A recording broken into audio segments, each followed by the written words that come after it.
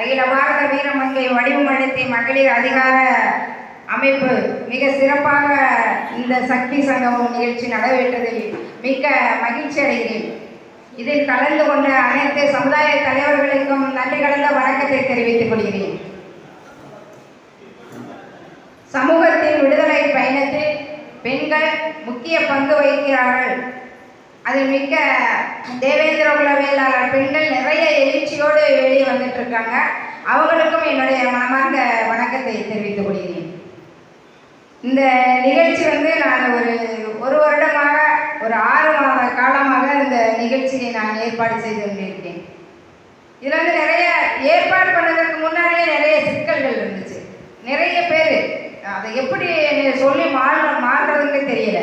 ஒரு நிகழ்ச்சி வைக்கிறாங்கன்னு தெரிஞ்சிச்சுன்னா நான் தேவேந்திர குல மக்களுக்கு நான் சொல்கிறேன், வரிசையாக நம்ம வச்சுட்டே இருந்தால் மக்கள் எந்த பக்கம் போவாங்க அதை நீங்கள் முதல்ல நம்ம சிந்திக்க வேண்டும்.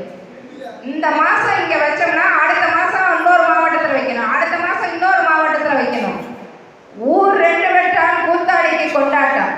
நாமே நம்மை தாழ்த்தி கொண்டால் யாருனாலும் நம்மளை வழி நடத்தவே முடியாது.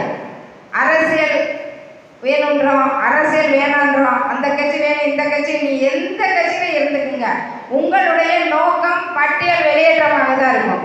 ஏன்னா இந்த அதிகார அமைப்பினுடைய நோக்கம் என்ன அப்படின்னா பட்டியல் வெளியேற்றம் தான் நம்முடைய சமூக முன்னேற்றம்.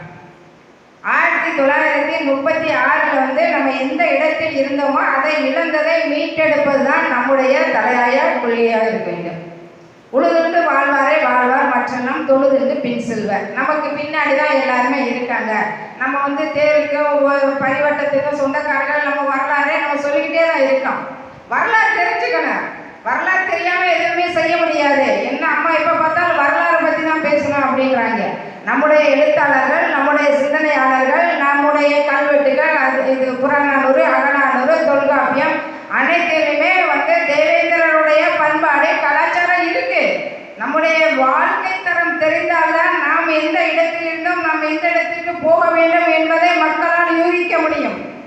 மாற்று சமுதாயத்தினர்கள் நம்மளை பார்க்கணும், இங்கே எப்படி ஒற்றுமையாக இருக்காங்க, எப்படி செயல்படுறாங்க அப்படின்ற ஒரு நிகழ்வை நாம் நடத்தி காட்ட வேண்டும். நம்மிடம் அந்த நிகழ்வே இல்லை. இப்போ நிறைய பேர் கேட்டாங்க, பத்திரிகையில் இத்தனை பேர் போட்டிருக்கீங்க, இத்தனை பெண்கள்லாம் வந்திருக்காங்க, என்னம்மா போதிலட்சுமி அம்மா நீங்கள் நிறைய உங்களுக்கு நண்பரை அள்ளி கொடுத்துட்டாங்களா அப்படின்னு. சத்தியமாக அப்படிலாம் யாரும் அள்ளி கொடுக்கவில்லை. அவர்களை இப்போ நான் இதில் போடவில்லை. இந்த பேரில் போட்டிருக்கவங்க எல்லாருமே சமூக போராளிகள், உண்மையான போராளிகள். அதற்காகத்தான் நான் நம்முடைய பதிவு வைத்தேன். நினைக்கிறீங்க நிறைய கொடுத்துட்டாங்க, அம்மாவுக்கு நிறைய வந்துருச்சுண்டு, கிடையவே கிடையாது. என்னுடைய ஆளுமை மிக்க ஆளுமையை மதிப்பிட்டு என்னை ஒவ்வொரு நிகழ்ச்சிக்கும் அழைத்தவர்களை இந்த பத்திரிகையில் நான் பெயர் போட்டிருக்கிறேன். பெண்கள் அமைப்பில் பெண்களை போட்டிருக்கேன்னா அதிகார அமைப்பினுடைய பெண்கள் மட்டும்தான். இப்போ நான் பேர் போட்டதுல பல சிக்கல்யா. திருமண நிகழ்ச்சியெல்லாம் பார்த்துருக்கேன், மாமை மச்சான்லாம், என் பேரை போடல, உன் பேரை போடல, என் பேரை மேலே போடல, என் பேரை கீழே போட்டிருக்கேன், நான் அப்படி நான் இப்படி. எப்படி நம்ம சமுதாயம் முன்னேறா? ஒரு பெண் ஒரு நிகழ்ச்சியை வச்சு நடத்துறாங்க அப்படின்னு சொன்னாக்கோ ஏற்றுக்கணும். நீங்கள் உங்களால் ஏற்றுக்க முடியல. நான் பெருசு, நீ பெருசு, நான் தான் முன்னாடி பேசுவேன், நான் தான் பின்னாடி பேசுவேன். என்னையா நடக்குது நம்முடைய சமுதாயத்தில்? நம்மளுடைய சமுதாய ஒற்றுமை இருக்க வேண்டும். முதலில் சத்தியமா நான் சொல்றேன், நம்முடைய சமுதாயத்தில் இன்னும் ஒற்றுமையே இல்லை. ஏன்னா இப்ப நடக்கிற நிகழ்ச்சிகள் ஒவ்வொன்றையும் பாருங்க, நிறைய நிகழ்ச்சிகள் நடந்துட்டு தான் இருக்குது. பாதி சாப்பாடு வேஸ்ட் ஆயிடும். பேப்பர் நான் இப்ப இந்த பத்திரிகையில போட்டேன்னா ஒவ்வொரு இடத்தையும் அறிமுகப்படுத்தினேன், நான் பேசினேன். நம்முடைய பட்டியல் வெளியேற்றத்திற்கு உங்களுடைய பெயரை என்னுடைய அந்த 10 நிகழ்ச்சியில் நான் பதிவு பண்ணுகிறேன். நீங்கள் கட்டாயம் வர வேண்டும் என்று நான் கூறினேன். இன்று பாரத பிரதமர் வருகிறார் என்றாலும் நான் எடுத்த முயற்சியை வெற்றியடைய செய்ய வேண்டும். என்னுடைய நோக்கத்தை ஒரே நோக்கமாகவும் ஒரே செயலாகவும் ஒரே ஆளுமை மிக்க நிகழ்ச்சியை இதை நடத்தி காட்ட வேண்டும் என்று என்னுடைய முயற்சி தான். முயற்சி திருவினையாக்கும்.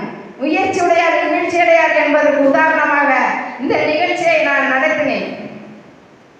இப்ப இமானுவேல் சேகரன் ஐயாவுடைய மணிமண்டப திறப்பு விழா நடந்துச்சு. அது ஒரு அரசியல் நிகழ்வாக நீங்கள் எடுத்துக்கொள்ள வேண்டும். அதை நீங்கள் அரசியல் நீங்கள் அதில் எவ்வளோ ஒரு நம்மளே தாழ்த்தி பேசிக்கிறீங்க. அதெல்லாம் எதற்கு? இமானுவேல் சேகரனையாவுடைய பேரனாக இருந்தேன்னா, பண்பாட்டு கழகமாக இருந்தேன்னா, பண்பாட்டு கழகம் புதிதாக வந்திருக்கிறாங்க, புதிதான கொள்கைகள், புதிதான செயல்பாடுகள், மக்களுக்கு தேவையானவற்றை எடுத்துக் கொடுங்கள். அப்படி சொல்லவே இல்லை. நான் பேர் போட்டேன் பண்பாட்டு கழகத்தில் எல்லா கட்சி தலைவர்களுக்கும் பேர் போட்டேன். பாதி பேர் வரல. ஏன்னா அவங்க பேரை நீ ஏன் போட்ட, இவங்க பேரை நீ ஏன் போட்ட, அதனால நாங்கள் வரல. நம்முடைய சமுதாயத்தில் ஒரு நிகழ்வு நான் யார் வந்தாலும் அந்த நிகழ்வு நடக்கதான் செய்யும். கண்டிப்பாக அந்த நிகழ்வு எக்காரணத்தை கொண்டும் அது நிற்கவே நிற்காது. ஏன்னா நம்ம ஒரு தொடர்ச்சியாக ஒரு செயலை எடுத்துட்டோம்னா அந்த செயல் யாருனாலும் நிப்பாட்ட முடியாது. அது தொடர்ந்து நடந்து கொண்டேதான் இருக்கும். ஒய்டோ தேவேந்திர குல வேளாளர் கிட்ட ஒரு எஸ்சி லிஸ்ட்ல இருக்கோம் தேவேந்திர குல வேளாளர்கள்.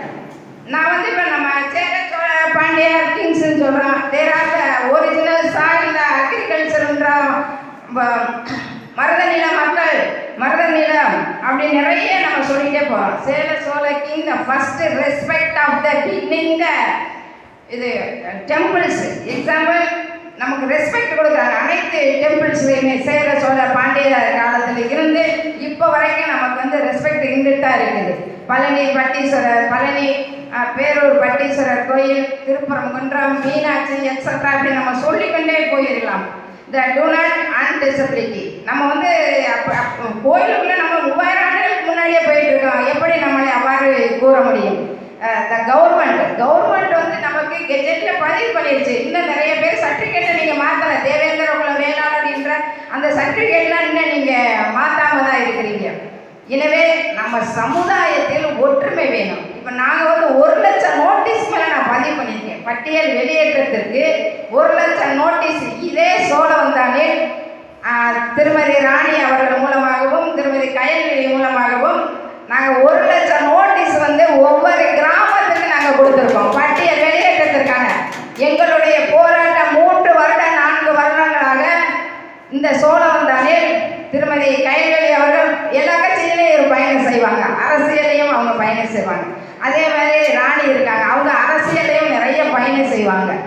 கருத்துக்கள் முரண்பாடுகள் வேறுபட்டு இருந்தாலும் இந்த நிகழ்ச்சியை சிறப்பாக நடத்தி கொடுத்த என்னுடைய சகோதரி கயல்விழி சகோதரிக்கும் ராணி அவர்களுக்கும் பணிவான வணக்கத்தையும் சோழவந்தானில் வடிவு மல்லத்தி எம்பவர்மெண்ட் அசோசியேஷன் அனைத்து பெண்களுக்கும் என்னுடைய வணக்கத்தை தெரிவித்துக் கொள்கிறேன்.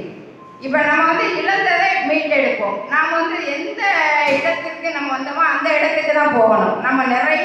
நம்ம இழிவுகளை சந்தித்து விட்டோம். நிறைய இழிவுகள் நம்ம எப்படி சொல்கிறதும் இல்லை. பல ரத்தங்கள் சிந்தி விட்டோம்.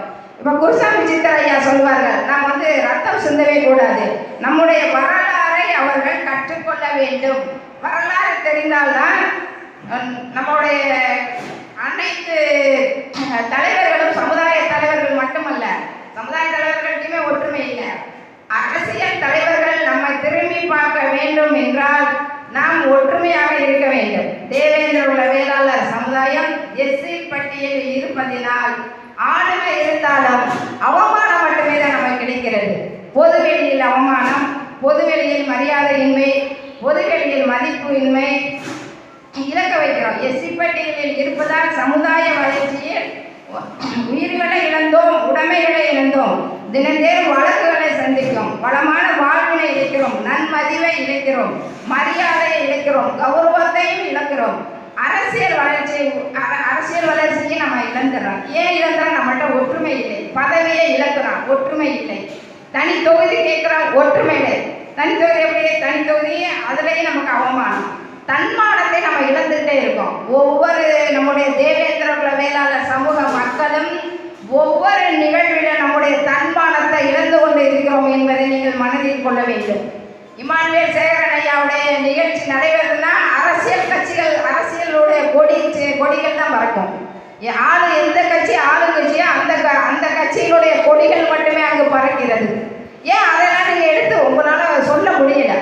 ஏன் சொல்ல முடியல? அப்போ சமுதாய உணர்வு உங்களுக்கு இல்லை. நீ பெருசு நான் பெருசு அவங்க இருக்கட்டும் அப்படின்ற ஒரு பெரிய ஒரு இப்படி ஒரு நிகழ்வுலாம் நடக்கணும்னா தான் நம்முடைய தலைமையை இழக்கிறோம், தலைமை பதவியை இழக்கிறோம்.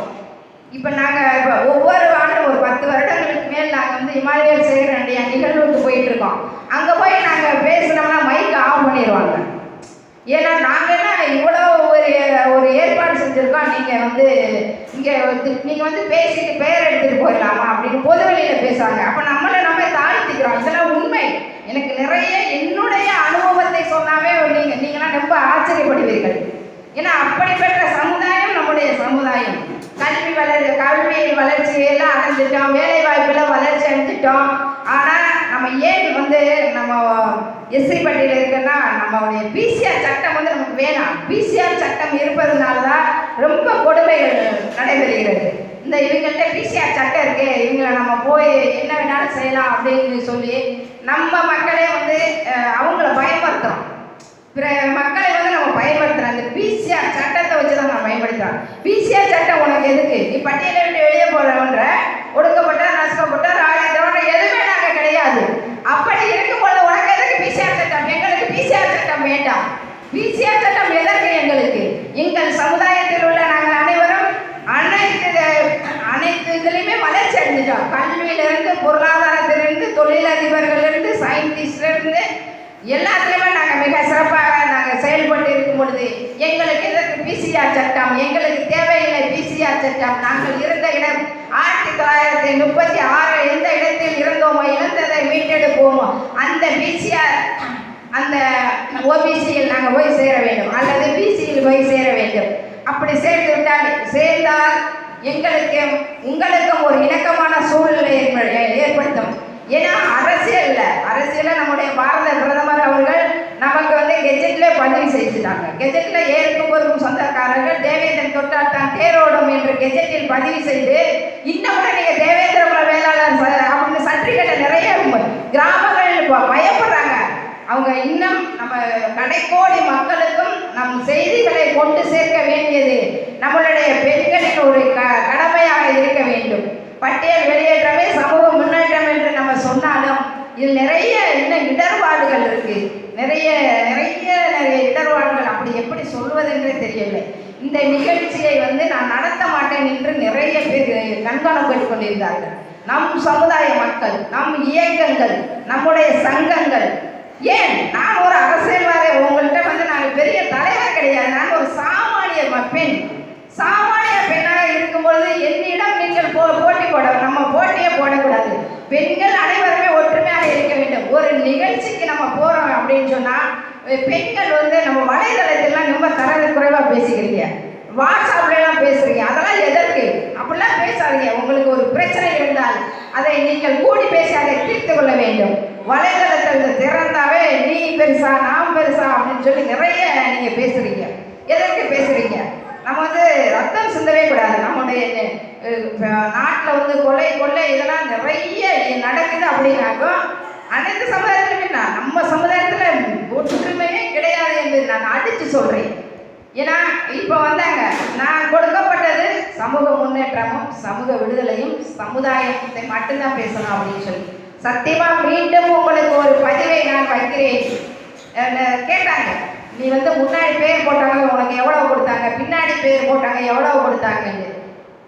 சத்தியமாக நான் சொல்கிறேன், இந்த இதில் வந்து நான் சத்தியம் பண்ணி சொல்லுவேன், யாரையுமே இவங்க காசு கொடுத்தாங்க அவங்க காசு கொடுக்கல இவங்க பேரை மேலே போட்டேன் யாரிடமும் நான் கையேந்தி பிச்சை எடுக்கவில்லை. என்னுடைய முயற்சிக்கு உறுதுணையாக இருந்த என்னுடைய கணவரை நான் பாராட்டுகிறேன், என்னுடைய சகோதரிகளை நான் பாராட்டுகிறேன். ஏன்னா எனக்கு பக்கபலமாக இருக்கிறாங்க. அது ஒரு வீட்டில் வந்து இப்போ நிறைய நீங்கள் நினைப்பேன், அக்கா நிறைய வீட்டுக்கு போயிட்டே இருக்காங்க, வீட்டில் வேலை செய்வாங்களா, செய்ய மாட்டாங்க. அனைத்து வேலையும் நானே தான் செய்வேன். ஏன்னா நம்முடைய முயற்சி தான் எந்த வேலைனாலும் எந்த நேரத்திலையுமே நம்மால் முடியும். கஷ்டப்படாமல் இருக்கணும்னா நம்ம கஷ்டப்படணும். எனவே நிறைய இன்னும் கூட எனக்கு சொல்லணும், நேரம் வந்து கம்மியாக இருக்குது. தேவேந்திர அந்த அகில பாரத வீரமங்கை வடிவம் எடுத்து அதிகார அமைப்பினுடைய நோக்கம் பட்டியல் வெளியேற்றம். ஆளுமை மிக்க 100 பெண்களை தேர்ந்தெடுத்து நம்முடைய பாரத பிரதமர் அவர்களை சந்திக்க போகிறோம். அரசியல் தலைவர்களை சந்திக்க போகிறோம். எதற்காக சந்திக்கிறோம்னா பட்டியல் வெளியேற்றத்திற்காகத்தான் நாங்கள் இதை நான் முன்னெடுத்திருக்கேன். அகில பாரத வீரமங்கை எடுத்திருக்கோம். இந்த பட்டியல் வெளியேற்றம் கண்டிப்பாக நடந்தே தீரும் என்பதில் நான் இந்திரனை வணங்கிக் கொண்டு எனக்கு வாய்ப்பளித்த அன்பு நெஞ்சங்களுக்கும் அன்பு உள்ளங்களுக்கும் என் இனமான இனிய சொந்தங்கள் அனைவருக்கும் என்னுடைய வணக்கத்தை தெரிவித்துக் கொள்கிறேன்.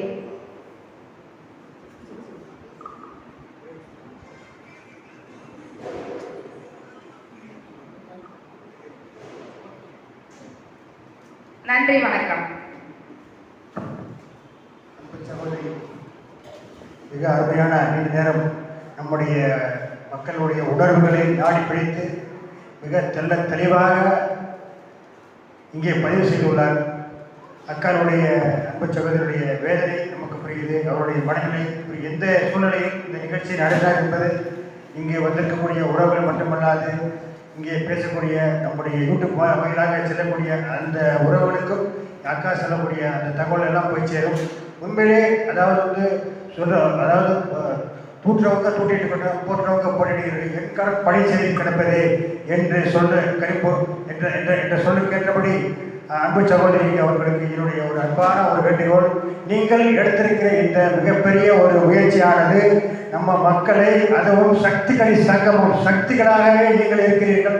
சக்திகளாகவே எங்களுக்கு சக்தி சிவனிலேயே சக்தி இல்லை. அதுபோல சக்திகள் எங்களுக்கு இருந்தால் எங்களுடைய வேலை மிக சுலபமாக முடியும் என்பதை இந்த நேரத்திலே உங்களுக்கு நான் இதை ஆணைப்பூர்வமாக அழுத்தப்பூர்வமாக சொல்லிக்கிறேன். நீங்கள் யாருக்கும் பயப்பட வேண்டாம், யார் சொல்லுக்கும் நீங்கள் பயன் சொல்ல வேண்டாம். உங்களுடைய வேலை, உங்களுடைய கடமை. நான் இதற்காக என்னுடைய சமூகத்திற்காக நான் பிறந்துள்ளேன். என்னுடைய சகோதரருக்காக என்னால் இயன்றது நிச்சயம் நான் செய்து கொண்டே இருப்பேன் என்று உங்களுக்குள்ளே நீங்கள் சங்கல்பம் செய்து கொள்ளுங்கள். நிச்சயம் நல்லது நடக்கும். ஜெய் தேவேந்திரா. ஜெய் தேவேந்திரா. இன்னொரு முக்கியமான பதிவை கட்டாயம் நான் தெரிவிக்க வேண்டும். நன்கொடை கேட்டிருந்தேன் அதுக்கு. அப்போ நன்கொடை வசூலிக்க போயில என் பெயரை சொல்லி, அதாவது வடிவமல்லத்தி எம்பவர்மெண்ட் அசோசியேஷன் பெயரை சொல்லி நிறைய பேர் அவங்க சம்பாதிச்சுக்கிட்டாங்க. நான் கடுமையாக கண்டிக்கிறேன். நான் யாரிடமும் கையேந்தவில்லை. 50,000 1,00,000 என்று வாங்கியவர்களுக்கு தெரியும். வாங்கியவர்களுக்கு மனம் புண்படும் என்பதை இந்த நேரத்தில் கடுமையாக அவர்களை நான் குறைசாட்டுகிறேன். ஏன்னா வடிவமல்லத்தி அசோசியேஷன் இப்போதான் நாங்கள் யார்கிட்டையும் எப்பொழுதுமே கையேந்தவே மாட்டோம். நிகழ்ச்சிக்கு அது பேசாமல் நடக்கும். ஆனால் நிறைய இப்போ நான் டொனேஷன் கேட்க போனப்ப ஒரு ஐயா சொன்னார், அம்மா இந்த அமைப்பிலிருந்து வாங்கிட்டாங்கம்மா, ஏன்னா 1,00,000 வாங்கினாங்க அப்படின்னு சொன்னாங்க. இன்னொருத்தவங்கிட்ட போய் கேட்டேன், நான் 50,000 வாங்கினோம் அப்படின்னு சொல்கிறாங்க. இதான் சத்தியம். எதற்கு அப்படி வாங்குகிறீர்கள்? ஒரு அமைப்பின் பெயரை சொல்லி நன்கொடை என்று நீங்கள் வசூலிக்கிறீர்கள். நாங்கள் நன்கொடையை வசூலிக்கல, அன்பை நான் வசூலித்தேன். ஒவ்வொரு நிகழ்ச்சிக்கு போய் ஒவ்வொருத்தவங்கள்ட்டையும் நான் பேசுவேன். எனக்கு நிறைய பேர் 200 ரூபா 500 ரூபா அப்படின்லாம் அவங்க கொடுத்தாங்க. அவங்களுக்கு என்னுடைய பணிவான வணக்கத்தை தெரிவித்துக் கொள்கிறேன், வாழ்த்துக்களை தெரிவித்துக் கொள்கிறேன். எனக்கு நன்கொடை அளித்த சிறிய ஒரு 50 ரூபாயா இருந்தாலும் சரி, 100 ரூபாயா இருந்தாலும் சரி, சிறிய அமௌண்ட்டு தான் நான் கலெக்ட் பண்ண முடிஞ்சது. அவங்களுக்கு என்னுடைய வணக்கத்தை தெரிவித்துக் கொள்கிறேன்.